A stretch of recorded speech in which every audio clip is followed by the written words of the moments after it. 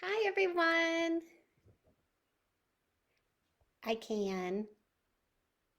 So I just logged on and started it now. Okay. Hi everyone. Welcome. Thank you so much for joining. I am so honored to be speaking today about nutrition for Lupus LA. My name is Tanya, but I want to give you a little bit of an insight about what we're speaking about before I introduce myself fully. So, lupus is unfortunately a disease that many deal with, and it runs in families. So, between 5 to 13% of someone with lupus may have a relative that develops lupus. So, it's a 5 to 13% chance in a family. So, when we're talking about nutrition, of course, I want to talk about nutrition for those with lupus, but we have to be mindful of the whole family to keep everyone healthy. Also, people usually aren't just cooking for one person. You usually have loved ones nearby and you're cooking for everyone. So, today we will be talking about some big picture, basically recommendations that I have to keep everyone in the family really healthy. You are definitely in the right place if you are feeling maybe a little frustrated or overwhelmed of what to cook, why, what should you eat in your day, not only to feel your best, but also keep your family healthy too. So my name is Tanya. I am a registered dietitian and a lupus warrior myself. The reason that I have come to be the lupus dietitian is that I have my own personal struggles with lupus, but I also saw that people with lupus are pretty underserved. There's just not a lot of great information out there, and I wanted to fix the problem. So, my personal journey started with an autoimmune disease all the way back when I was 12 years old. So, unfortunately, I've had a long time of a lot of doctor's visits and medications back and forth, and unfortunately, new diagnoses again and again throughout my years. At my college years, I decided, nutrition is really important. It's helped me feel better. I know I can help other people in this way. So I pursued my career in dietetics and became a registered dietitian and did my master's in nutrition and have been working as a dietitian for more than a decade. So I've counseled thousands of people on the importance of diet and nutrition and feeling their best. And unfortunately, I'd already been a dietitian for a couple years when I was diagnosed with lupus. This was the last of many autoimmune diagnoses. And I said, this is the final straw. I do not want to feel the fatigue. These joint pain, muscle pain, swelling is not the life that I want to live. I was having the rashes as well and some other symptoms. So I went back to the drawing board. I looked at all of the research that is all about anti-inflammatory and autoimmune changes that I could make to my diet and lifestyle that help reduce those symptoms. So keep my immune system healthy and happy and not overactive. So I implemented all of those for myself and I saw a fantastic improvement in my symptoms. So within the first year and a half of being diagnosed, I successfully reduced down that inflammation so much that I have actually been completely flare and symptom free for more than 6 years. So I can not only give the science to people who are curious, but I can also really empathize. I have unfortunately been in your shoes. So today we will talk about, again, some big picture recommendations of how to incorporate lupus, nutrition that's appropriate for lupus, but also great for the whole family. So let's start. Also, if you have any questions anytime, please do put your comments in the box and put in questions, and I'd be happy to answer them. I really look forward to hearing what you guys are curious about. So let's get started. The easiest and almost biggest recommendation I have for everyone is, as much as you can, try to choose foods that are unprocessed. So an example of, okay, what's a processed food? A super processed or very processed food would be something, let's say, like, and I'm not throwing brands under the bus, but Doritos or Pop-Tarts, what are those called? Those little strawberry shortcakes, Oreos, those sorts of things that have a long list of ingredients and they're shelf stable for a very long time. So, if you can, try to take one of those super processed foods and get to something that's a little bit less processed, or all the way to something that's completely fresh. For example, if let's say you really enjoy a cookie like that. Maybe next time you choose a cookie that you bake on your own, you're going to be using ingredients that you recognize, and you can also control what goes in there. So if you don't really like adding too much sugar and you find those actually a little too sweet, then you can reduce the amount of sugar. You can also use things like almond flour or whole wheat flour. So there's a lot of changes that you can make. But I do hear sometimes people say, oh man, but that's time. I don't have the time all of the days to cook everything from scratch. And that's totally okay. Another example of something that is pretty fast would be, instead of having, let's say, a TV dinner where everything's already in there, but there's a lot of artificial preservatives and things added to it to keep it shelf stable for so long, try to do something. It does take a little bit more time, but I promise not too much. Of using frozen vegetables and, let's say, chicken thighs, that you can put it all in one pan, saute it with some olive oil, and now you have a meal where you can season it exactly how you like, and you don't have any of those preservatives or additives. There are actually quite a few preservatives in our food that have been linked to altering our immune system. One that actually has quite a lot of scientific research behind it is yellow number 5, or tartrazine, and it can increase lupus symptoms. So not only is it's just not necessary. We don't need it for anything. It's not providing any nutritional value. Yellow number 5 is also something that could make you feel worse. So I would look the next time that you're at the grocery store and look in the ingredients list. So yellow number 5, I would definitely recommend avoiding it. There's a couple other food colorings that have been shown to be really detrimental to our health. So blue number 1, red number 50, that one is linked to hyperactivity in children. So especially if you're cooking for any kids in the family, yeah, I'm sure you don't want them to be hyperactive. That's no fun for the adults usually. So looking for those artificial colorings and then trying to choose something that doesn't have those is a great way to already go to a little bit less processed foods. An example of where you might find it could be something like cereals, candies, yogurts, because they're adding those food colorings when they're trying to make the food more enticing. So again, there's no nutritional value to it. We really don't need it. And if you can choose something that doesn't have them, that might be a great first step. Another example of a food that you might have it could be like, let's say you're getting strawberry or raspberry yogurt. They may add it to make the fruit additive a little bit more colorful.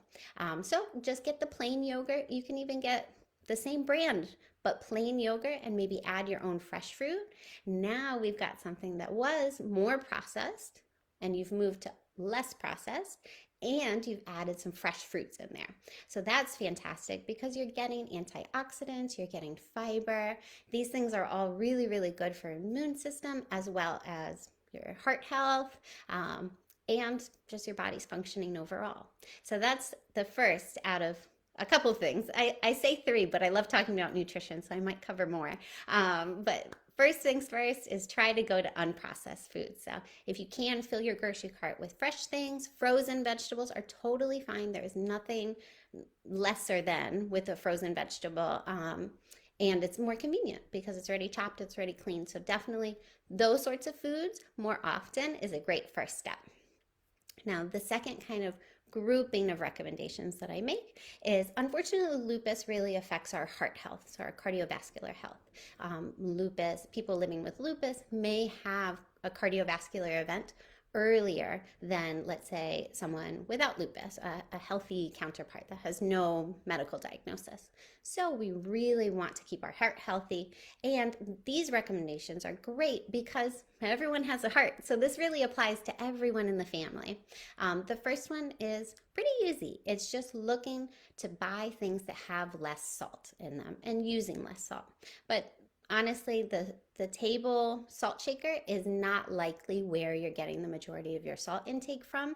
It's more likely to be coming from those processed foods. So again, those foods with a long list of ingredients are oftentimes higher in sodium.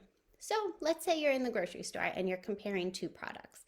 Of course, I would want you to choose the one that's a little bit less processed. So sometimes a food that's not processed may have a long list of ingredients. Like, let's say it's trail mix. You're going to get maybe 10 different things in there. But if you see a lot of ingredients that maybe you don't recognize, maybe that is a sign that it's a more processed food. Anyway, so when you're comparing, let's say, two condiments, that's pretty simple. Just look at the two amounts of sodium on the nutrition label and go for the lesser one, especially if it's a very similar taste. You could still get something that you really enjoy, but less sodium. Sodium is usually hiding in canned foods, those very processed meals, like what I was talking about with the TV dinners. Sauces and gravies sometimes have a lot of sodium, and fast food. Unfortunately, fast food has tons and tons of sodium because it's very processed. So if you can, use home cooked food when you can. I understand sometimes people don't have the time for that, but again, just checking the labels, choosing the lesser sodium product is a great way to reduce your sodium overall. Now, why am I telling you to avoid the sodium? Great question. So sodium intake too much actually raises our blood pressure. So that is not great for our heart health overall, but also for lupus nephritis, so lupus affecting your kidneys. Too much salt also puts extra strain, that high blood pressure puts extra strain on your kidneys because they have to work to excrete that extra sodium. So if you can, reducing your sodium intake can be a good step for your heart and for your kidney health. Okay, so now another heart healthy and good for the whole family recommendation is being careful with our fat intake. So there are a couple different types of fats: saturated fats, trans fats, and unsaturated fats. I'll start with trans fats because thankfully that is something that is being removed from our food products. It has been shown to be really bad for us. It used to be in things like baked goods, for example, like that 12-pack of croissants that you could have gotten at the grocery store, and somehow they stayed like soft and not stale, even though a croissant you get from a bakery the next day is already kind of unappealing. They're using trans fats. So in the ingredient list, you would want to look for hydrogenated vegetable oil. This ingredient is really not great for us. So trans fats have been shown to be across the board really harmful for heart health. So as much as you can, look at the labels, look for the hydrogenated vegetable oil in the ingredients list, because unfortunately, trans fat, if it's less than 0.5 grams, the company doesn't have to put however many half grams are in there. They can just say it's 0, but it's not 0. And any little bit of trans fats are really not great for us. So the foods that those would be in would be really processed, like kind of vegetable shortening, almost like those margarine replacements or butter replacements. Another thing would be those baked goods. So cookies, croissants, muffins, anything that they're trying to keep fresh longer. They may add trans fats, but it also can be found in cereals or other bread products, like let's say a loaf of bread may have it. So just be mindful of those sorts of things, and then look in the ingredients list and see if you can get a product that's similar but without that. Okay, and in the fat area, the second thing that we are going to talk about are saturated fats. So saturated fats would be things like from butter, any sort of animal fat, red meats, We don't want too much of these. And unfortunately, because vegetable oils actually are not saturated fats, those are omega-6s, but because they're so prevalent, most people that are consuming food either out at restaurants or fast food places or just processed foods from our grocery stores are getting too much saturated fat and too much of the omega-6s. What we want instead are another type of unsaturated fat called omega-3s. And you may have heard of them.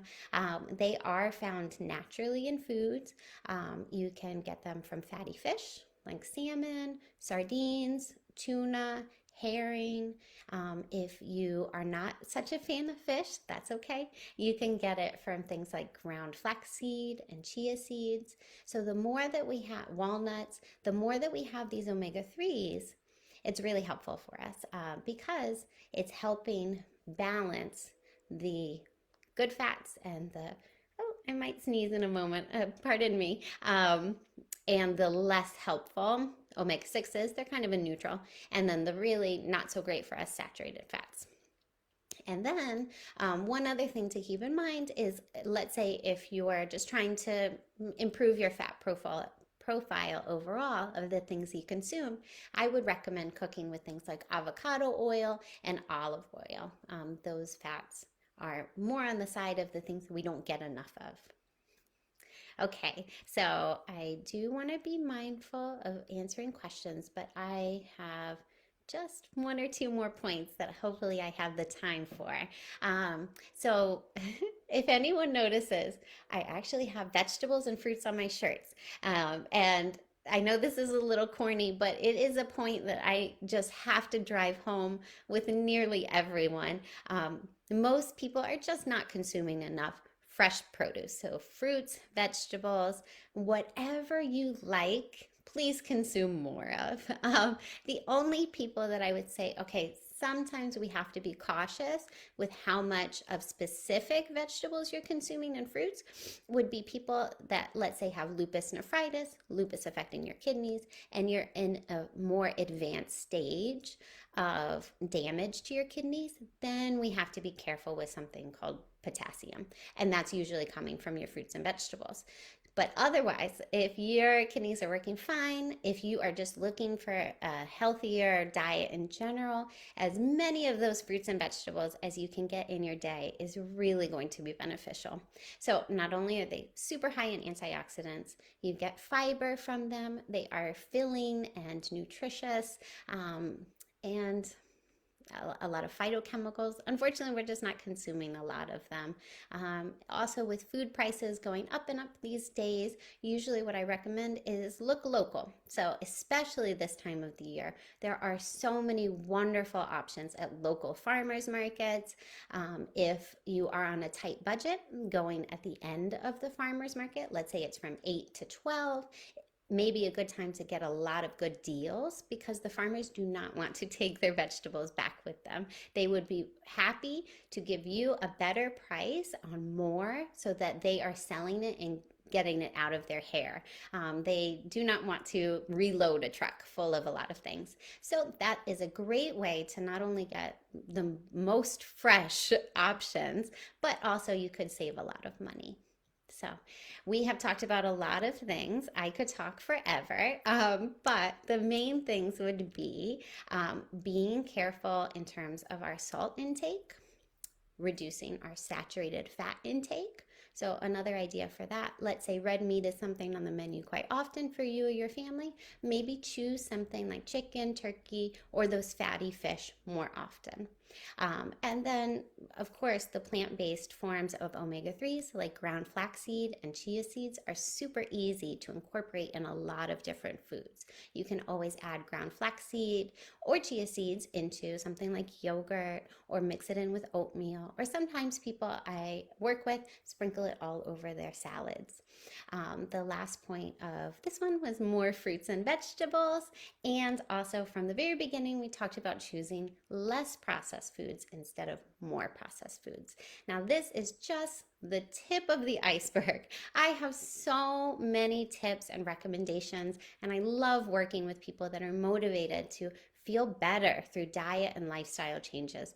There are literally a million ways that I help people do that. And I work with people both one-on-one with nutrition counseling, and I also have a group coaching program called Live Better with Lupus.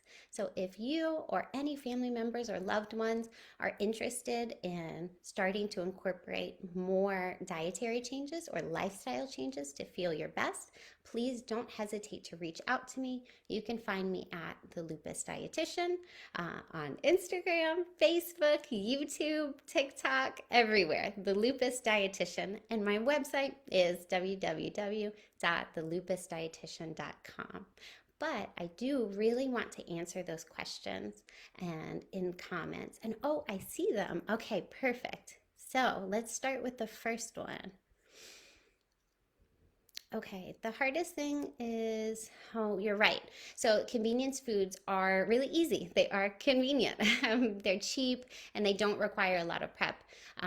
So what I always recommend with this question is make it really, really easy. Healthy does not have to be complicated.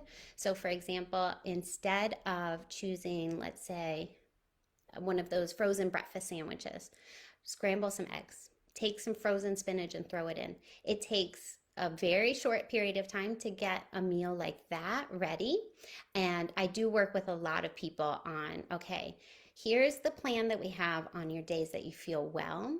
Let's make things in bigger recipes, and then that way you can freeze or put away the leftovers so that on a day where you're not feeling your best, and of course, after I work with people for a while, they do feel better and better. You have less of these pain days or less of these fatigued days because you're fueling your body differently. Anyway, so if you put something in bulk and you've put it away, then you can have those leftovers that you can pull out and will still nourish your body very well, but take very little time. And well, not evidently, I know this, but people come to realize that the convenience foods that are really cheap, actually, by the end of the day, if you're taking ingredients that are unprocessed, it does not have to be the trendy ingredient. Just simple things, onions, carrots, celery. These are very cheap items that you can buy in big portions.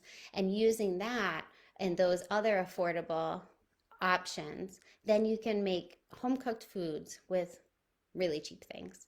And I see another comment that you're not really having any days that you feel great. And I really empathize, and I'm sorry that is the experience that you're having right now. I will say, if we were working one-on-one together, we could certainly figure out the sorts of things that you could do that you like, that are very simple and don't require too much energy.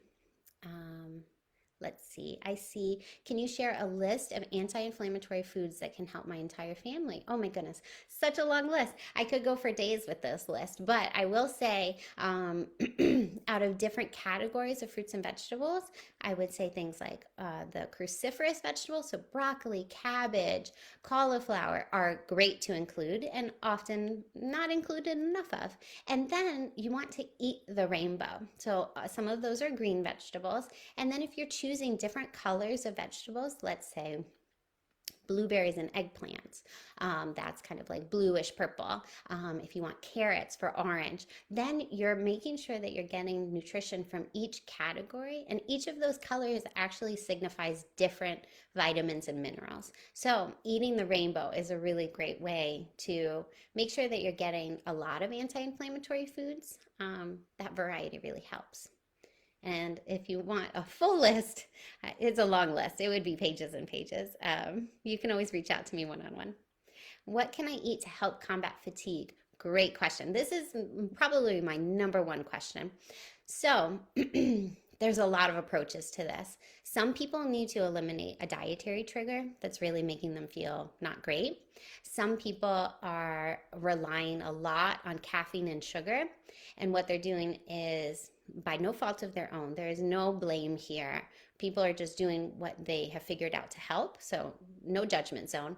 But sometimes having too much caffeine and sugar puts us on a little bit of a roller coaster where we're getting a sugar high and then a sugar low. And that really depletes our energy. So having small, very balanced, nutritious meals throughout the day. They don't have to be tiny, but not overloading and sending your sugar super high can be a great way to balance your blood sugar throughout the day. It helps balance our hormones and our energy. And there's a lot more to help with fatigue, but I do want to make sure that I can answer some other things. Oh, Susan, great question. Is there a certain amount of protein grams per day that I would recommend? Fantastic question. This is a very individual answer, though. So it depends on your gender or your weight, your medical conditions, so many things. Also, your activity level and what you're doing. If you're hoping to gain muscle, if you're doing a lot of activities, or if you're on medications where it's depleting your protein, this is a whole different basket of apples. There's actually any dietitians that may catch this. There are a lot of formulas, very complicated formulas to actually calculate how many protein grams one person needs per day. So I can't say that in a blanket statement because I would have to work with you one-on-one. Here we go. I'm not getting enough sleep. I wake up every 2 hours. What foods can I eat to help me? Oh, your days are filled with children under 7. Whew. Okay, so you've already got an exhausting day. And waking up every 2 hours, I would say it really depends on what is the cause of you waking up every 2 hours. Sometimes people are really trying their best to be something like more and more hydrated. So they're drinking a lot of water or they're feeling very thirsty, especially if you have another diagnosis called Sjogren's. That can make your mouth feel very, very dry, which is so uncomfortable, of course. So you're waking up because your mouth feels dry, so you're drinking water. Then you have to use the restroom, so then you're waking up later. So if it's something like that, we can talk about how to keep your moisture, keep hydrated in other ways throughout the day. One thing that helps people sometimes get kind of slowed down before bed is having an herbal tea or a chamomile tea. Sleepy Time tea is a popular brand. Those sorts of things can be somewhat helpful to turn off your mind and your body from all the activity, which it sounds like you have a lot if you have kids under 7, throughout your day, and start slowing down for a restful night's sleep. Is there a certain kind of dressing that I like without bad oils and fats? You can always make your own. And I know that I'm giving this solution as make your own a lot, but this one's really easy. I do promise this. So literally oil, whatever vinegar that you enjoy, and seasoning, and then just whisk it together. And you can keep it in your fridge. It's not only good for that one time. So I would really say using the avocado oil or the olive oil as your base is a great oil to start with. Some people use other oils like flaxseed oil or walnut oil. They all have different taste profiles and maybe things that you enjoy or less so about them, but olive oil is great. It's readily available. It's very healthy for you. So you could always do that. And whatever seasoning you like. So Italian seasoning, maybe it's oregano and parsley. If you like more like a lime vinaigrette, you could do that with fresh lime.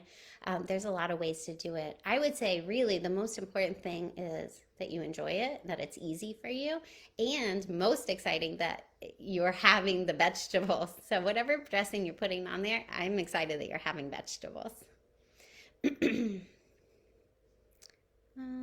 Okay, how do we do this all on a strict budget? So we touched upon this a little bit, but I'll expand upon this more. So meal planning is one thing, definitely doing things in bulk, because oftentimes the dollars that we waste are the things that food that we're throwing away. Another great thing to do besides doing it in bulk is freeze those leftovers. So you don't have the leftovers kind of languishing in the fridge, then you forgot about them, then you end up throwing them away. Also, this is good for our health and very much so for decreasing your grocery bill, is actually doing more plant-based things. Now, sometimes people hear plant-based and they say, oh my goodness, I need to buy a $20 kale juice every morning and these very expensive ingredients, and you don't have to. So if you're consuming things, let's say less of the animal proteins, and we all have seen the prices on chicken and beef really, really go up at the grocery store, if you're replacing something like that, a meal with that animal protein, with beans or lentils or chickpeas, right there, huge cost savings. And then again, not choosing the vegetables that are out of season or, excuse me, kind of pricey, doing things in season, going to the farmer's market at the end. There's also a lot of options these days of CSAs, so community supported agriculture, where you're kind of signing up for a box from a farmer. And that could be a great way, especially if you have a lot of loved ones that you're cooking for, a big family, maybe all living in one home. You're getting the volume there, but also at a reasonable price. Also having things, unfortunately, like juices, sodas, even though they're cheap, it's still costly. So drinking water, that's free. If you don't feel comfortable drinking the tap water, then you can invest in a water filter, but you'll be getting hundreds of glasses of water out of that versus buying bottles of water or buying those juices or sodas. Let's see what other questions. Oh, great. There's a question, and this I get a lot too, so I'm so glad to address it. Is garlic not recommended for lupus? Great question. So there is research. The problem is there's research on both sides. So some people have been found to be sensitive to garlic, that it activates their immune system in a negative way.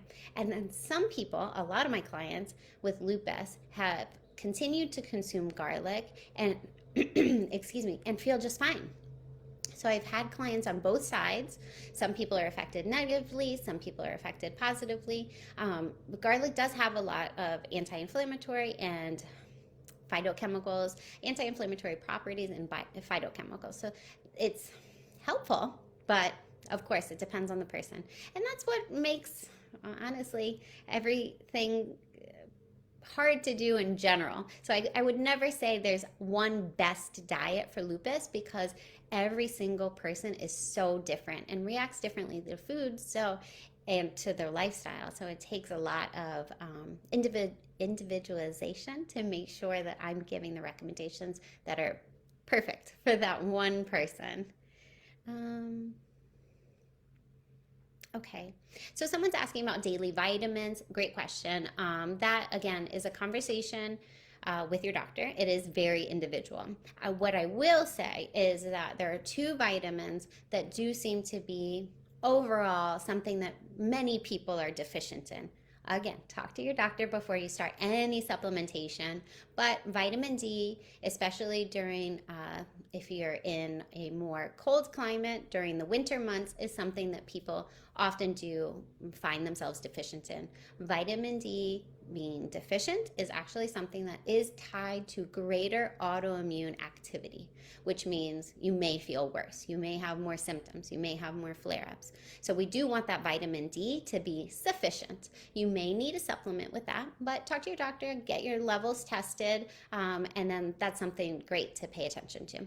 Another vitamin that, unfortunately, as everyone ages, sometimes our bodies are not as great as absorbing things as it was when we were younger.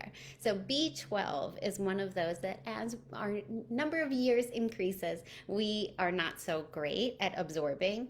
So that's another really helpful conversation to have with your doctor, because if your B12 is low, you can actually feel very low energy and fatigue. So on top of lupus fatigue, we don't want this other cause for fatigue. So talk to your doctor about getting your lab checked. Talk to your doctor if it makes sense to have that supplement. Let's see. I think I have done them all. Thank you all so much for coming, for asking your questions. I really appreciate your time. And again, if you are interested in pursuing any sort of individual care, whether it's one-on-one nutrition counseling with me, if it is my group program, Live Better with Lupus, please reach out. I will answer any questions that I can. And honestly, if you don't find that I'm a good fit for you, that is A-okay. I just want everyone to find the diet and the lifestyle that helps them feel their best. So if you find someone else to work with, that's a-okay too. I don't pressure anyone. But I will say, as kind of a closing remark, that sometimes all of this can feel really overwhelming. Certainly I'm here to help you, but also just take it not only day by day, but bite by bite. So if you can make one replacement today from a super processed food to something that's unprocessed, that's progress. If you can make one dish today that has maybe a little bit more vegetables in it, that's progress. So don't be overwhelmed by getting to the perfect. Just take it bit by bit and try to incorporate healthier things in your diet and in your day, and you will see an improvement too. So every little step in the right direction is still progress. Thanks so much. I really appreciate it, and I hope to hear from all of you soon. Take care.